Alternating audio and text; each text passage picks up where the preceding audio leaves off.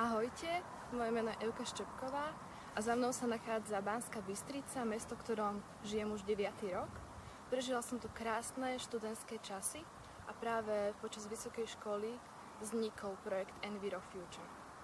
Keď sa ma niekto spýta, čo znamená Enviro Future, čo sa skrýva pod týmto názvom, tak je to skupinka mladých ľudí, ktorí venujú svoj čas a energiu zvyšovaniu environmentálneho povedomia mladých ľudí a ochrane životného prostredia.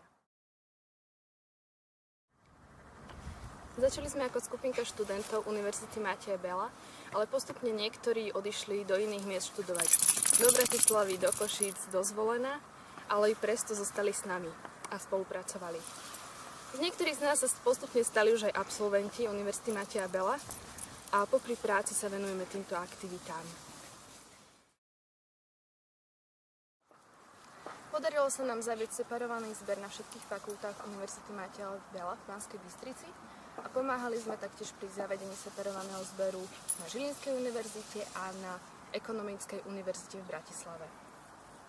Medzi ďalšie naše aktivity patrilo zvyšovanie environmentálneho povedomia mladých ľudí, a to prostredníctvom vzdelávacích podujatí, pretože v tom čase, keď sme začínali, tak nikto sa nevenoval environmentálnemu vzdelávaniu na vysokých školách. Bola to taká tabu téma a my sme to chceli zmeniť.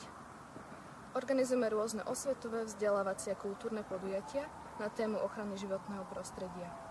Našimi cieľovými skupinami nie sú len vysokoškoláci, ale taktiež deti z materských, základných a stredných škôl. Venujeme sa témam, ako je ochrana životného prostredia vo všeobecnosti, obnoviteľné zdroje energie, zdravá výživa a separovaný zber.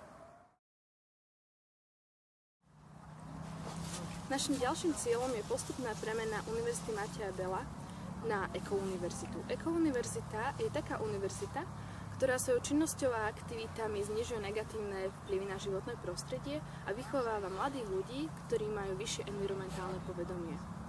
Tento rok sme vypracovali aj environmentálnu kampaň pre mesto Banská Bystrica a cieľom tejto kampane bolo zvýšiť percentuálne množstvo vyseparovaného odpadu z celkového odpadu. Radi by sme v týchto našich aktivitách pokračovali aj ďalej, ale cítime potrebu, že je dôležité pridať tam taký element udržateľnosti. Aby to neboli len dobrovoľnícke aktivity popri škole a popri práci. Za Enviro Future vám ďakujem za pozornosť a pamätajte, že spoločne môžeme vytvoriť lepšiu, zelenšiu budúcnosť.